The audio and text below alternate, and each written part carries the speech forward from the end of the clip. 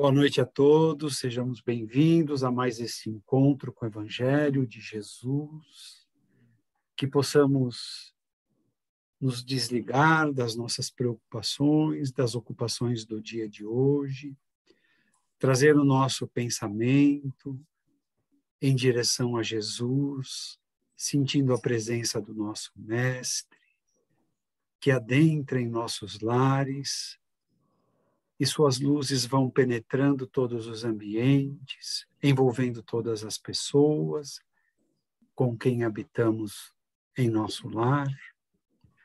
Também sentimos essas luzes de Jesus nos envolver e vamos sentindo uma paz profunda, uma tranquilidade, como se estivéssemos e estamos com Jesus, num ambiente harmônico, sereno, tranquilo. E que assim, Jesus, possamos permanecer durante esta nossa atividade nesta noite, envolvendo a Mônica em muita paz e serenidade, para que ela possa sentir também toda esta proteção, este apoio e amparo, para poder trazer para nós o seu trabalho, o seu estudo, para refletirmos ao longo desta semana. Que possamos permanecer em paz durante toda esta atividade. Que assim seja. Boa noite a todos, que Jesus continue nos amparando e nos envolvendo. Quando nós vamos estudar o Novo Testamento, tem uma parte lá no final que são as epístolas, as cartas. E nessas cartas nós temos várias delas que foram escritas por Paulo, o apóstolo, hoje, não é? São Paulo. E ele escrevia aquelas cartas para orientar as comunidades cristãs, as igrejas, fundadas ali por ele, em todas as localidades ali na Mesopotâmia, na Grécia. E certa vez, Paulo estava preso. E a notícia da prisão de Paulo causou muita comoção em todas as comunidades. Mas a comunidade cristã de Filipos, uma cidade importante, sob domínio romano, não é, localizada ali na Macedônia, estava muito triste e desanimada. E Paulo soube disso e precisava elevar o ânimo e incentivar aquela igreja a se alegrar. Eles não podiam se deixar levar por aquele pessimismo, pelo medo. Então, para isso, ele escreveu uma carta, que ali no Novo Testamento nós encontramos, não é, como epístola aos Filipenses. E no capítulo 4, no versículo 11, nós pensamos uma frase muito importante para todos nós até hoje. E Paulo disse assim: aprendi a viver contente em toda e qualquer situação.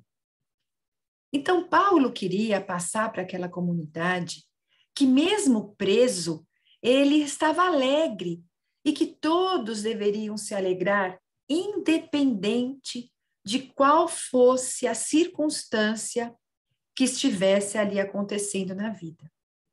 Porque não é o lugar, não são as circunstâncias que tornam alguém feliz, alguém satisfeito, mas é a nossa atitude, o nosso olhar para a situação que vai nos deixar feliz ou nos vai deixar triste.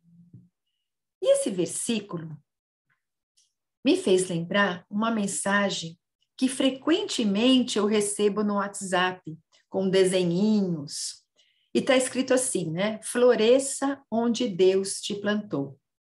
Eu acho que todos nós aqui já recebemos essa frase.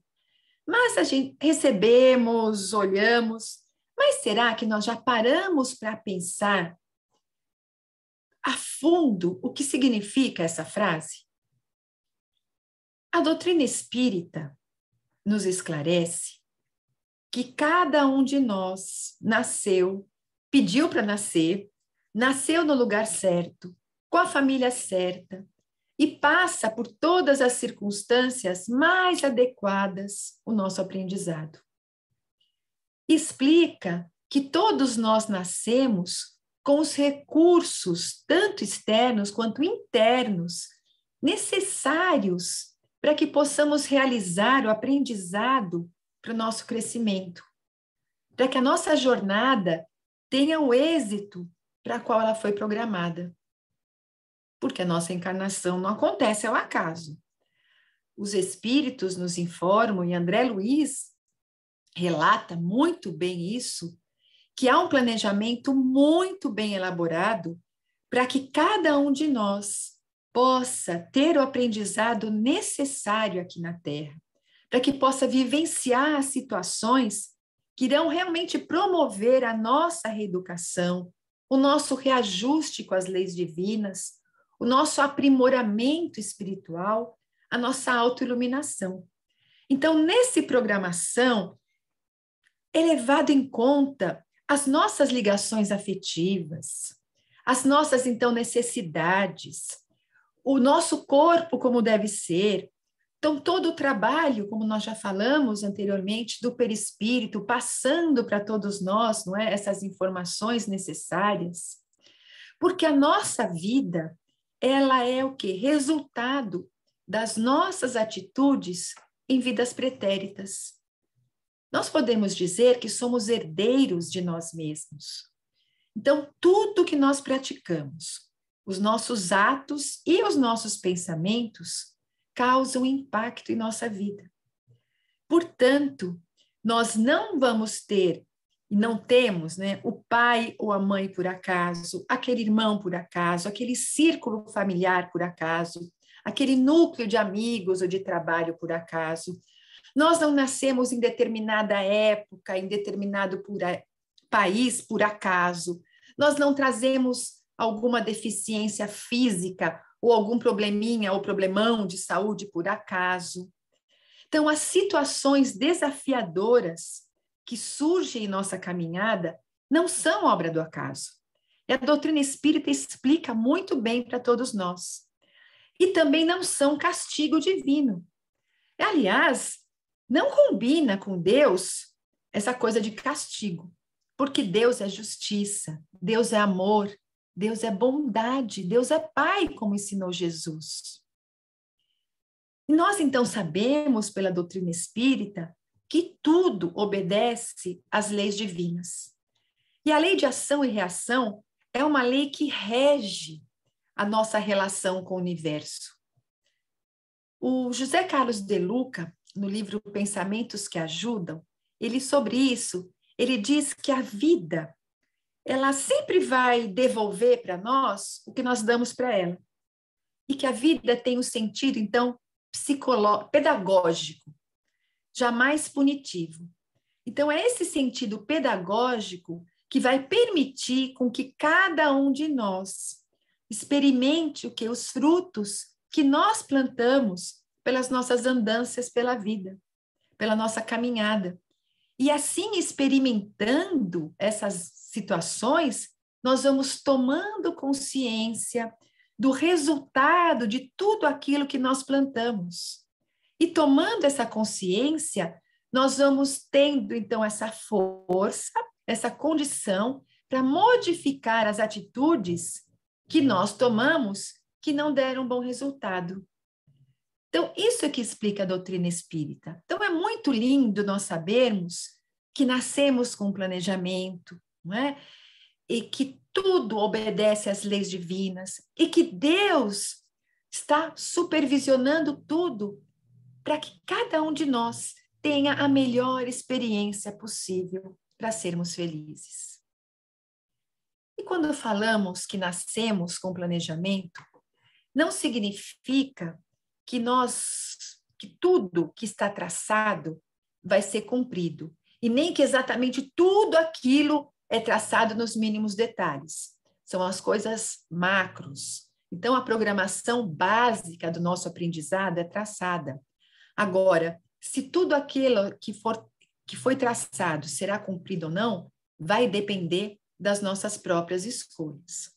O universo vai conspirar ao nosso favor, para que tudo aconteça, para que nós vivenciemos essas situações para o nosso aprendizado. Mas as nossas atitudes irão levar cada um de nós a algum caminho, que pode ser contrário ao que foi planejado. Então, vamos pensar, não é? Que coisa maravilhosa é isso que Deus nos deu, esse poder de escolher o que fazer. Já pensaram se toda essa programação nós fôssemos robozinho, seguindo tudo aquilo? Qual seria o nosso mérito? Qual seria o aprendizado? Nenhum. Esse é o grande desafio da vida, é aprendermos a lidar com as nossas escolhas e nos fortalecermos para fazer as escolhas mais adequadas com a nossa maturidade. Então, que sabedoria divina! E isso Jesus já foi, durante toda a sua pregação, dando para cada um de nós essas pinceladas dessa nossa responsabilidade, da importância da nossa escolha. Então, vamos lembrar, várias vezes já falamos aqui, sobre a parábola dos talentos. Semana passada, acho que mesmo o Mário já falou. Então, com a parábola dos talentos, dos ensinamentos que nós podemos tirar dela é sobre essa escolha. Vamos lembrar um pouquinho para quem não estava aqui. Essa parábola diz que um homem rico, ele iria viajar e por isso ele distribuiu seus bens para 3 servos.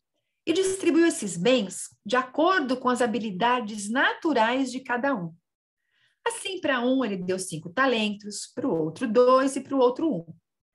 Os servos não perderam tempo. Aquele que recebeu 5 talentos foi lá, investiu, trabalhou e ganhou outros 5. Aquele que ganhou 2 também fez a sua parte e ganhou mais 2. Mas aquele que havia recebido apenas 1 fez uma cova ali no chão e escondeu ali a propriedade do seu mestre. Depois de muito tempo, o mestre ali retornou e foi acertar as contas com seus servos. O servo que havia recebido 5 talentos devolveu 10, o que havia recebido 2 devolveu 4, e o outro devolveu o único talento que havia recebido. E assim somos nós. A vida é um talento, e cada um recebe os desafios de acordo com a sua própria capacidade de superação. Porque nós somos muito devedores, mas Deus é tão bom e tem essa pedagogia da vida tão bem engendrada que ele, se nós não tivermos condições de passar por aquelas situações desafiadoras, não vai acontecer. Então, as coisas vão acontecendo de acordo com o nosso momento, com a nossa capacidade. Então, cada um de nós tem essa escolha de multiplicar ou de enterrar o talento que nós recebemos. Depende de cada um de nós. Nós falamos e refalamos, e a doutrina espírita está sempre nos esclarecendo, não é? Já que somos responsáveis, então, por tudo que acontece em nossa vida. Nós é que vamos escolher o caminho para seguir. Nós escolhemos para onde nós vamos olhar, o que nós vamos fazer ou deixar de fazer. As oportunidades sempre vão aparecer. Todos nessa terra recebem oportunidade. Mas cabe, então, a cada um de nós aproveitá-las ou não. Sendo assim, nós podemos, então, escolher florir onde Deus nos plantou ou não.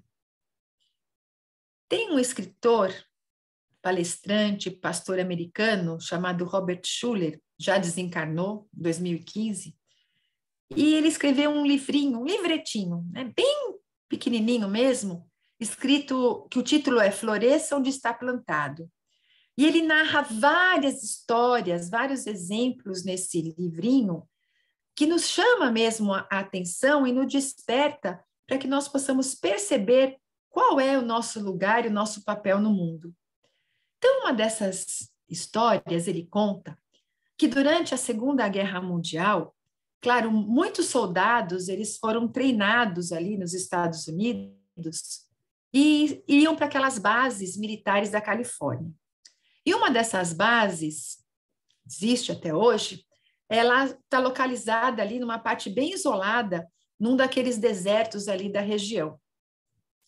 Bom, os soldados eram convocados e um soldado jovenzinho, recém-casado, foi designado para servir ali, para ser treinado ali naquela localidade.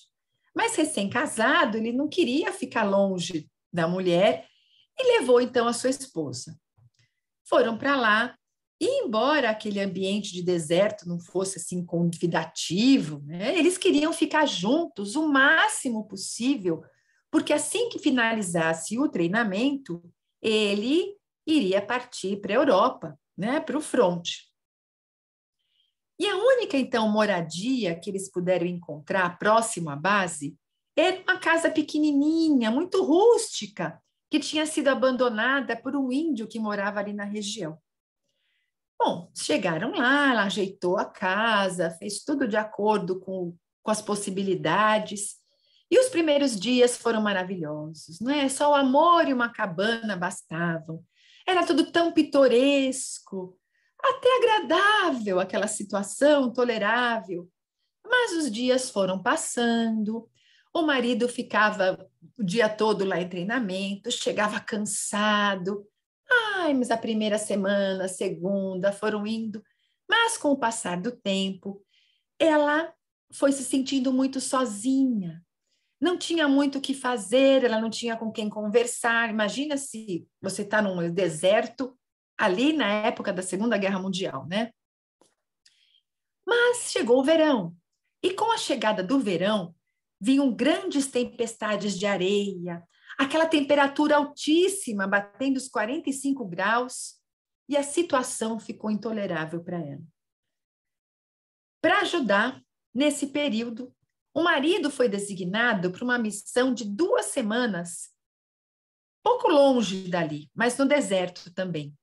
E aí ela não aguentou, não dava mais.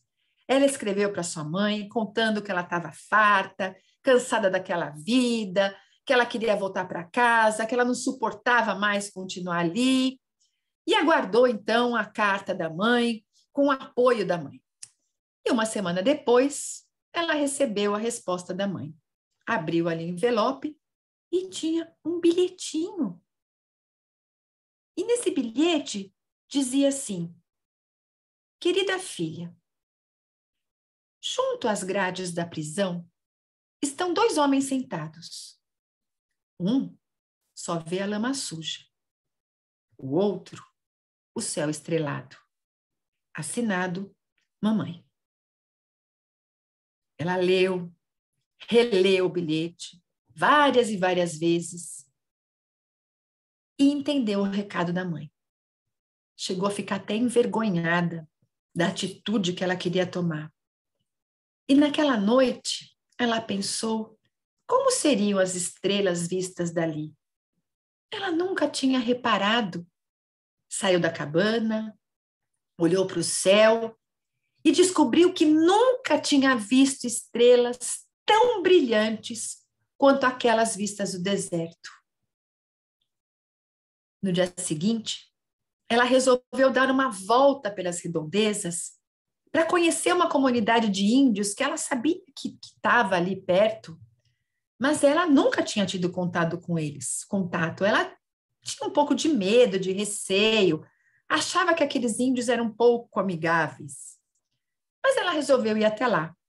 Foi caminhando, observando aquela região, chegou na aldeia e encontrou ali 2 índias que trabalhavam tecendo cestos. Quando as índias viram aquela mulher branca ali, ficaram assustadas. Mas como ela chegou assim, com o olhar acolhedor, aquele jeito amigável, as índias então também se mostraram amigáveis. E começaram ali se entrosar.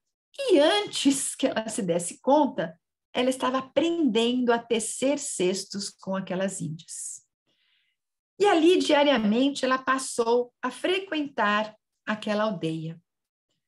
Certo dia, alguns índiozinhos lhes trouxeram ali algumas conchas, concha no deserto, e eles contaram que uma velha lenda deles dizia que há muito, muito tempo aquela região de deserto já tinha sido mar. Hoje a ciência já mostra isso para a gente. Curiosa, então ela começou a colecionar as conchas marítimas colhidas ali naquele deserto e ficou fascinada com a beleza e a diversidade que encontrava. E estudava aquelas conchas, as características daquelas conchas, a localização, e foi vendo a vida ali no deserto. E o tempo foi passando, ela cada vez mais se dedicando àquele estudo. Quando o treinamento do marido terminou, ela havia se tornado a maior autoridade em conhecimento de deserto, de conchas, e escreveu um livro sobre o assunto que foi muito divulgado e muito comentado. Ela se apaixonou pelo deserto. E quando então teve que ir embora, ela chorou. Chorou ao se despedir dos índios, os melhores amigos que ela já teve. O autor, ele finaliza essa história dizendo: floresça onde você está plantado. Seja qual for a circunstância, a condição, o lugar que nós nos encontremos, com certeza, com a ajuda de Deus, nós podemos transformar tudo em um jardim. Mas isso só é possível desde que tenhamos uma atitude feliz e positiva.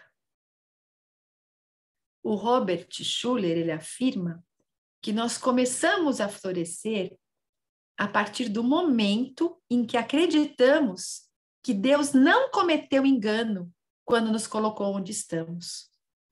Então, vejam que interessante, um pastor protestante falando isso, né? Da sabedoria de Deus, que Deus não comete enganos. E nós, com a doutrina espírita, então, temos essa certeza absoluta pelo conhecimento da reencarnação. E o autor ainda sugere que nós passemos a pensar mais positivamente, que vamos observar o nosso comportamento em relação à vida. Estamos sendo positivos ou negativos? E a doutrina espírita também ensina isso, o valor do pensamento, a força que o pensamento tem para nos elevar ou para nos derrubar. Então, vamos treinar o nosso olhar para enxergar o melhor de qualquer situação, imaginar o melhor das pessoas e de nós mesmos. Vamos utilizar essa força poderosa que é o pensamento para a construção do bem em nós mesmos. Vamos acreditar que o melhor está por vir. Se nós temos uma reencarnação, uma programação reencarnatória tão bem planejada, se Deus só permite que os acontecimentos venham porque nós estamos preparados, porque Ele acredita que nós podemos dar conta, é porque nós podemos. Então, vamos acreditar também.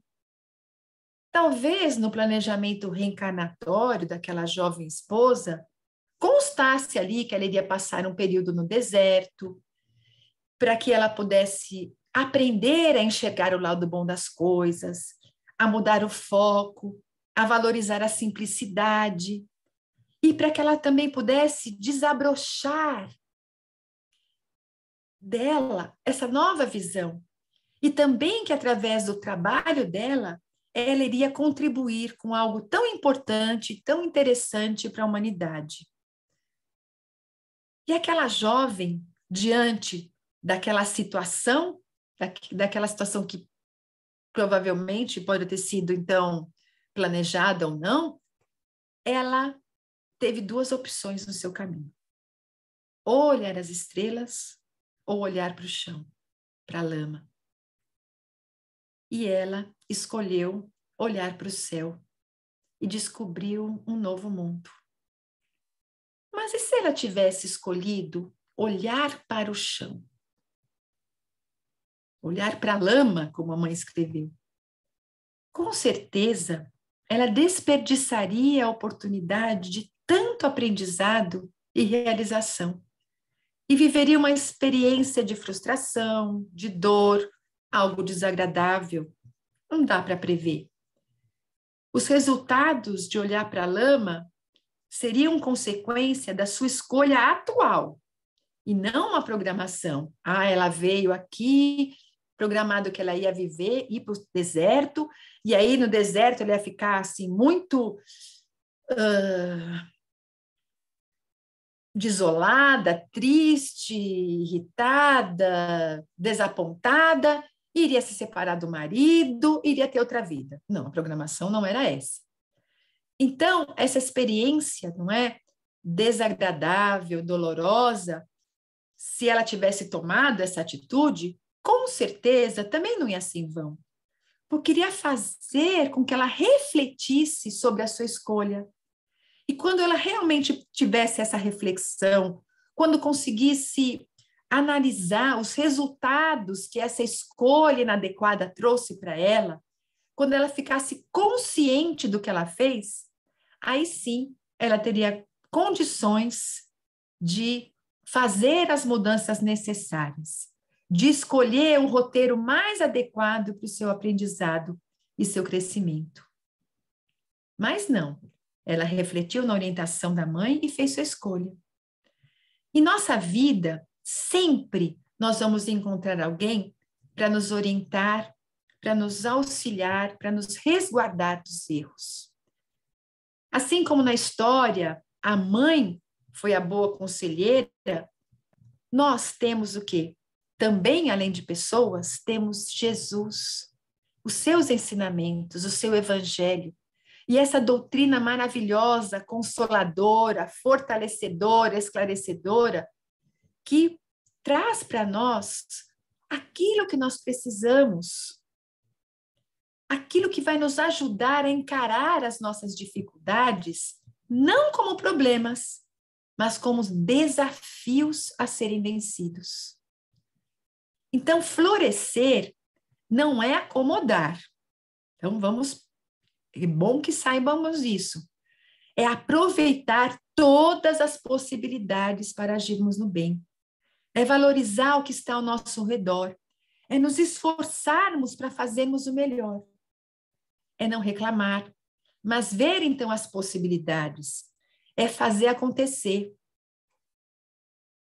Se alguém acha que a vida vai melhorar sem fazer nada, só esperando a atuação dos outros, está muito enganado, porque o trabalho é nosso. Então, se nós nascemos numa família abastada, provavelmente um dos aprendizados é aprender a auxiliar o que tem menos, é gerar oportunidades de emprego, é fazer algo com a sua riqueza, para que a sua riqueza seja uma bênção para a coletividade. E ao contrário, se nascemos na escassez, talvez seja para aprendermos o valor da simplicidade, a valorizar o trabalho, o esforço, a valorizar, às vezes, uma riqueza que nós já desperdiçamos. Então, onde quer que nós estejamos, nós tenhamos a certeza de que inúmeras oportunidades nos esperam para crescermos nessa existência. Que nós seremos, sim, pessoas realizadas se tivermos a atitude certa. A felicidade relativa que nós podemos viver não depende de onde nós estamos, mas do que nós fazemos. Por isso, meus queridos, vamos ser gratos a Deus pela vida. Vamos confiar no amparo do Criador, que faz tudo, proporciona todas as condições para o nosso crescimento.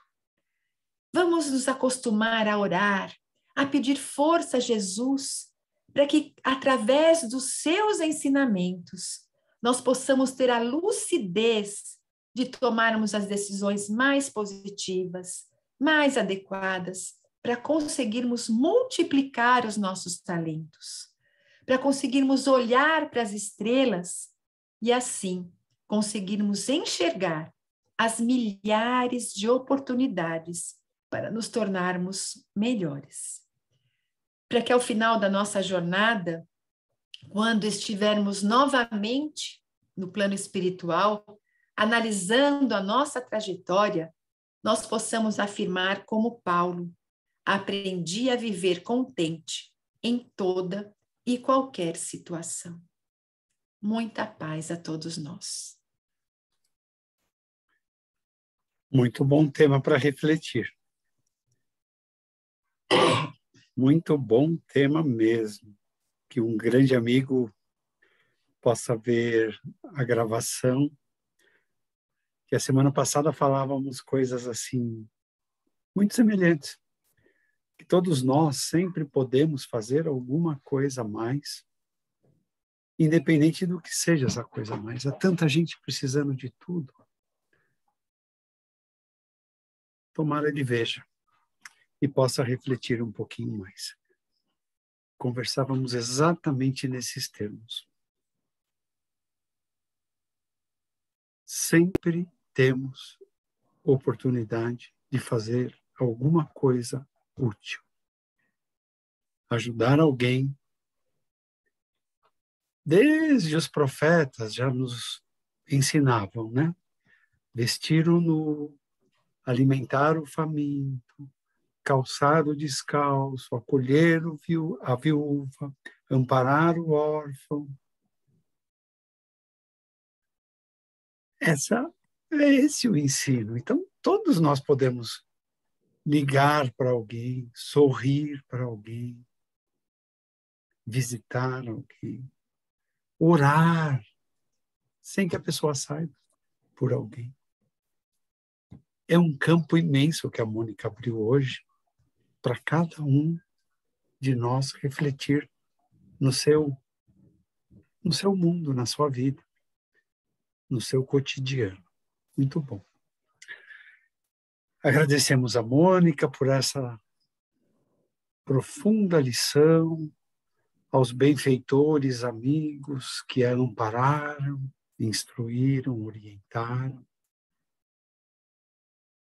E, sobretudo, agradecemos a Jesus por essa oportunidade de estarmos juntos. E permita-nos, Jesus, possamos reunir os nossos sentimentos mais nobres, os nossos fluidos mais sinceros, e que possamos levá-lo aos leitos em dor, as pessoas que sofrem, que padecem de enfermidades, às vezes incuráveis, segundo a medicina, que possam receber esse nosso amor, esse nosso abraço espiritual, essa esperança em forma de vibração, para que possa aliviar sua mente, seu coração, e que possa brotar nessa mente, nesse coração, a esperança em Jesus, saber que Ele nos ampara, que os benfeitores celestes vêm em nossa intercessão quando chamamos,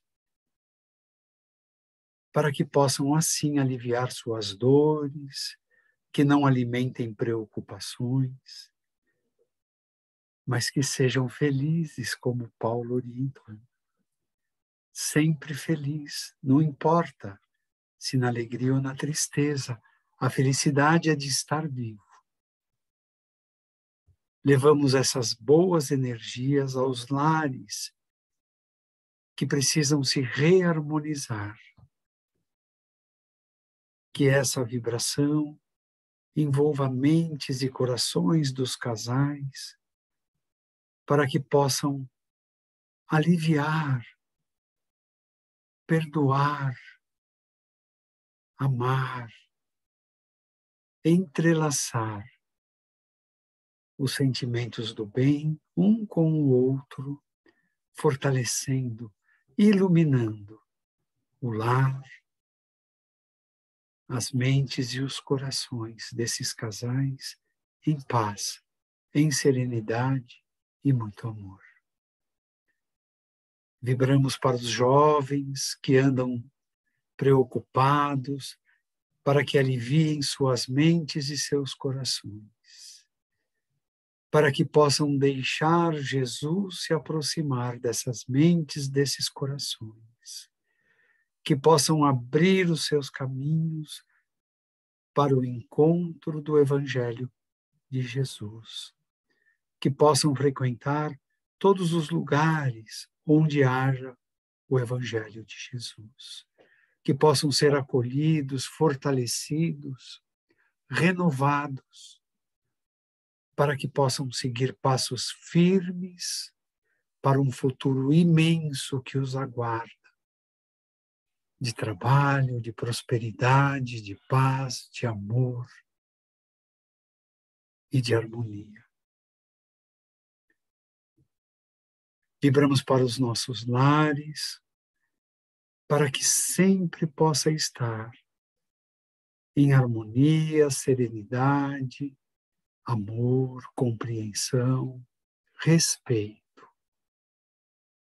E que assim possa permanecer, envolvendo cada um dos que habitam conosco em nosso lar, estreitando ainda mais os laços de família. Jesus permita, possamos finalizar o nosso encontro desta noite com a tua paz e que possamos permanecer com ela até uma próxima oportunidade. Que assim seja, graças a Deus. Boa noite a todos.